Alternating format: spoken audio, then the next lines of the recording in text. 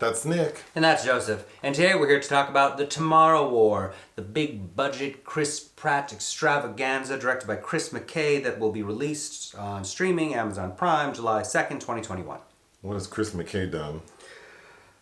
Robot Chicken in the Lego Batman movie. Oh. Which might explain this. I hated this movie. Same. I was so annoyed watching this thing. Mm-hmm. It is like all of those bullshit ass disaster movies like Greenland and 2012 Geostorm. and Geostorm and what's the one with Jake Gyllenhaal? The Day After Tomorrow. And then combine that with like crap alien movies. Like all the tropes combined into one film with like a tone that is so off to me. And then Chris Pratt, I don't know.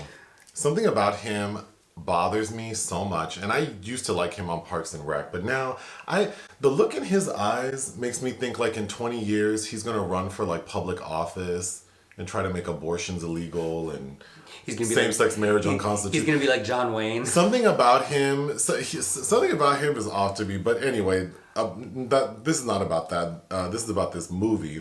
Written by Zach Dion of the Eric Bana film Deadfall and the Ethan Hawke film 24 Hours to Live. But yeah, I agree. Chris Pratt, I think since his transformation with the Jurassic Park films and his ascension to join the other three Chris's that I'm actually very tired of seeing all the time. I think there's just, even the poster for this, all over Hollywood, is Chris Pratt and then a white woman and then two faces of color behind him kind of sums up where we're still at. Because if you watch this film, there's really absolutely no reason why this person should be the lead. No, not at all.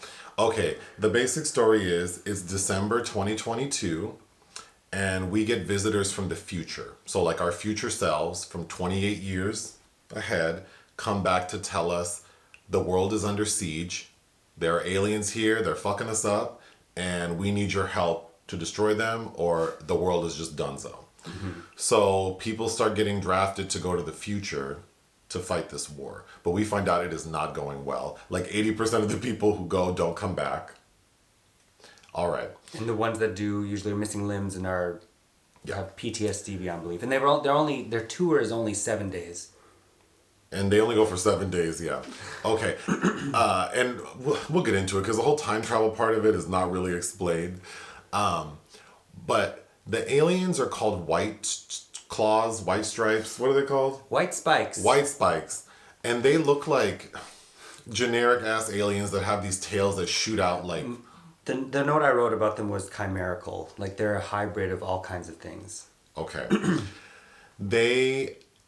So that's what we're up against, and we are not doing a good job fighting them, even though they're not indestructible. And it seems like we have the technology to get the artillery that would destroy them. We're just shooting them with like regular ass bullets, and then we're just told that like their underbelly is where they're most vulnerable, so you have to shoot them there. But the action sequences where they're being shot at, it's like if they take enough bullets, they're down. It's a lot of bullets. Yeah, mm-hmm. I don't know, but anyway, we'll get to that. But okay, Chris Pratt's character, he's like a high school science teacher, and then he's married to that lady from The Hunt, right? Betty Gilpin. And then they have a little daughter. Mm-hmm. Okay, the gag is 28 years in the future, his daughter Mary, is that her name? Played by Yvonne Strahovski. She's like this, PhD scientist who's now running the movement to find out how to destroy these aliens. So what a coincidence. And she realizes that there is a toxin they've developed, like, roach spray that will kill them, but it's not killing the females, which are the most important because they're smarter and they control everything and they make the babies. And the toxin is not working on them. So she's trying to capture the queen, so she can research it. She does with the help of her dad. And she creates a toxin and she says, the reason I brought you here, because their relationship is contentious, which is also a really annoying plot point that she brings her dad to the future, doesn't tell him, but then is making these like passive aggressive comments that she doesn't want to explain. me. Yeah, don't touch me. I don't want to talk about it, but you're my dad and you did bad things and you left us, but I'm not going to tell you why. And I know how you died, but I'm not going to tell you why. She says at one point, I think the less we say to each other, the better. I agree, girl. But I think that should have been applied across the board. Yeah, I agree to this movie. So she tells her dad, okay, we found the toxin, but our world, as we know it 28 years in the future, is donezo. Like, we don't have enough resources, enough time to make it, mass produce it. So you need to take this back to your time, mass produce it, so you can stop this when it happens. Mm-hmm. And then this is where the film falls apart for me again, because when Chris Pratt gets back to 2022, and he tries to tell them, like, oh, we have to go, we have to make this and go back to the future. They're like, we can't do that because the time portal's closed. But that's not what your daughter told you to do. She told you to take your dumbass back to your time, mass produce this, and then make sure it's ready for when the aliens come so you can kill them. But he doesn't want to sort of like plan for the next 28 years. No, he's like, we need to go to Russia, where the first sighting was, and find these things and kill them. So they go. The jump link expired. Like, well, we'll talk about this jump link. So Chris Pratt's character gets his little ragtag crew, which includes Sam Richardson, who is so annoying. He's so annoying in that movie Werewolves Within, yep. which I didn't even want to finish. Yep. And then a couple of other people, including his estranged father, played by J.K. Simmons. Oscar winner J.K. Simmons, yeah. Who has nothing to do but like... I have notes on it. Yeah. Okay.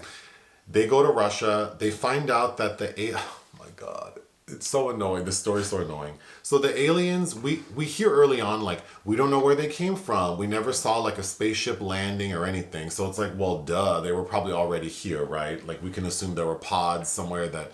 So that's what happened. The aliens were already here. We find out that, like... So... based on, like, some volcanic ash that maybe, like, 1,000 years prior, that's when the aliens were on Earth. And we see that, like, a spaceship piloted by a different kind of alien crash landed on Earth, and the cargo was these White Claws. Mm-hmm. So, but we find out this volcanic ash business because of Edwin Hodge's character. We'll get to that. Okay. So they find this ship. They destroy the cargo effectively, but the queen, because she's a little more precarious, she escapes, and there's like a showdown between the queen and J.K. and Chris Pratt. Ultimately, they kill her. Chris Pratt and his dad have a reconciliation. They go back home, and everything's back to normal. The end. All right. They mostly come from the future. Mostly. I also want to be like the X-Files movie, Fight the Future. I was reminded of so many things. The Edge of Tomorrow, the Tom Cruise film that you really like. The Thing, these aliens that are frozen somewhere just to be thawed out to wreak havoc. Aliens, of course, with this pressure about fighting the queen and having to take her out. And also, really quite a bit, Starship Troopers. Oh, yeah. Because the whole like first hour, I was so perplexed that they're sending just everybody to go die, to just shoot a gun basically at these creatures. But where even right now we would have the technology to send some kind of AI instead of risking all this human life, because this feels like something that was written in the 60s or 70s by like a Heinlein or an Asimov, when we didn't really know what kind of technology we would have access to. Yeah, that's a big misstep for me, is like, why don't we have better technology to deal with this? Like, or since it's sci-fi, imagine better technology. Right. Okay, we don't have a lot of time because this battery's about to die. But so some of my notes. Why is this movie trying to be funny? That too. Oh my! I was so annoyed. Like Sam Richardson, J.K. Simmons trying to be funny. Then like Chris Pratt is doing that thing with his eyes and the mouth and I don't know what he was trying to do. The line about Stevie Nicks, the screenplay is terrible. I think is just where we need to be at. Okay, the two most interesting parts of the story, which they completely gloss over, are the time travel and the ship carrying this alien cargo. We don't get to that until like this movie's long. It's 2 hours, 18 minutes. We don't get to that until like 1 hour 40 maybe. So I wish you would have spent more time on the spaceship crashing and these alien creatures. And also, the only thing we understand about the time travel is that they can't control... Like, it's just a 30-year loop, and they can't control anything other than it's exactly 30 years in the future or past, but it moves sort of with time. Like two rafts in the So, river they so explained that to made us. sense. And another thing that made sense is they say, like, oh, because initially Chris Pratt and Sam Richardson's characters like, oh, did you notice that everyone here being drafted is like over 40? Mm-hmm. And then all of the people in charge are young. And then they realize it's because you can't jump to the future if you're still alive in the future. And then the people who jump back to the past can't have been born yet. I thought that was very interesting. Yeah, they were But then that's it. That's all they give us for time travel. And then they just say, oh, the loop is down. Like, call IT. I don't understand. The jump link, which is that like when the hyperlink doesn't work anymore in the email. The first time Chris Pratt and his little group of people make the jump, they end up in Miami. But then we see that something went wrong. Because they can't control the time, but then they can control the location, kind of. Ish. And then they're falling from the sky. So you see all these people falling on top of like high-rise buildings, obviously dying. I thought that was interesting, but then I think the film looks kind of cheap. The movements of the aliens often look Also, cheap. this movie was so loud. Between the sound effects and the music, the score is so generic and corny. And leading. There's a scene where Sam Richardson's character is running from the aliens and he just keeps saying shit, shit, shit, shit, shit. Like, ugh. Sam Richardson. Yeah, I don't know. He just doesn't do it for me. I don't know. The aliens shoot these spikes, and I kept thinking, how many spikes do they have? Because they're shooting them like bullets, but they're like organic material. They look like hooves. So they can't have that many in their body. I mean, like, I don't know. Don't wasps die after they sting? They use up theirs, but again, they can make up whatever they want. I just wish that what they chose to make up felt like a generic video game. There's a point where Chris Pratt tells his daughter, like, you and me, we're gonna save the world together. There's another. Edwin Hodges gives him he has done many tours. Who's the older brother of Aldous Hodges, who you know from Clemency and One Night in Miami, and he has a claw from one of the white spikes, and Chris Pratt, after the jump lick dies, goes to find him, and he gives him the claw, and they examine it in the lab, and by who else? Sam Richardson, and find out that there's volcanic ash. And Chris Pratt just happens to know a volcanic expert, which we've been keyed into because in one of his science classes he's teaching, there's a young kid who that's all he wants to talk about is volcanoes. That was so dumb. I mean, is there not Wikipedia in 2022? You could look up the migration of volcanic ashes. The film culminates with the daughter getting the toxin and telling her dad, like, okay, you need to get this back to your time. And then, but then that's when, like, the aliens swarm the site, so they have, like, minutes to escape. And it's, they push it to the very last second. The daughter has already been injured. She's going to die. And she's about to fall into the water, into, like, a pool of aliens.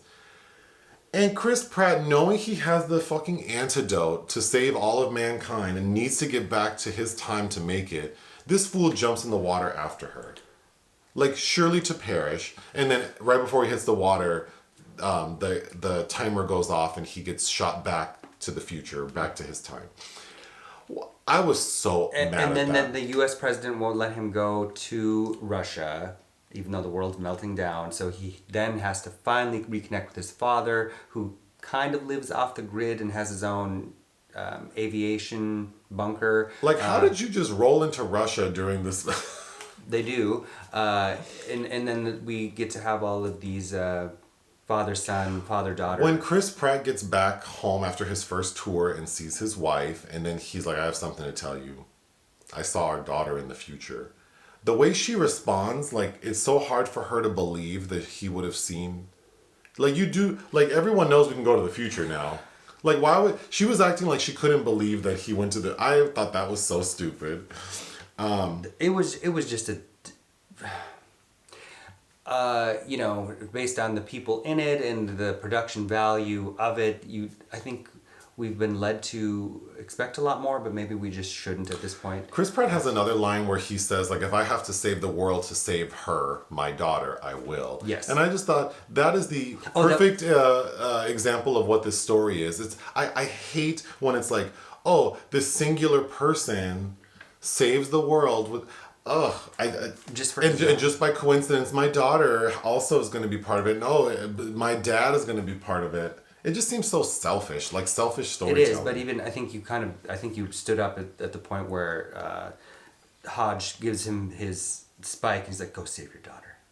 Getting back to the president, he tells Chris Pratt and his guys, like, you want me to use taxpayer money to send you to Russia to look for some aliens? Yeah. Yeah, girl. Yeah. And right before that, you're like, there's a global meltdown. Everything's going to shit. You think the taxpayers care? Like, do whatever you can. Like, who wrote this? Zach Dion.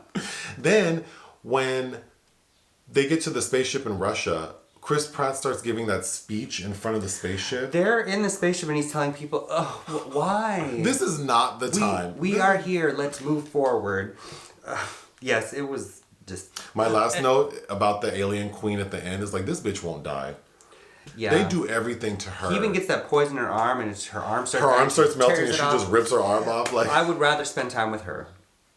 But also, J.K. Simmons is a survivor, which, does that track 2022? Vietnam? He doesn't look older than like 70. Yeah. I don't know. Like, I really didn't like this movie. I'd be mad if I paid. I'd be mad if I rented on Redbox. I'd be mad if it were free streaming. I'd eat it on a plane. I'd eat it on a train. Yeah. So I don't even know what I would give it. I will give this Green Eggs and Ham 0.5 out of 5 stars. I think I would give it 0.5. Stop trying to make these, like, men action hero. Like, stop it. Let's get some strong women in there. And why Chris Pratt? Anyway, is that all? Yep. Bye. Bye.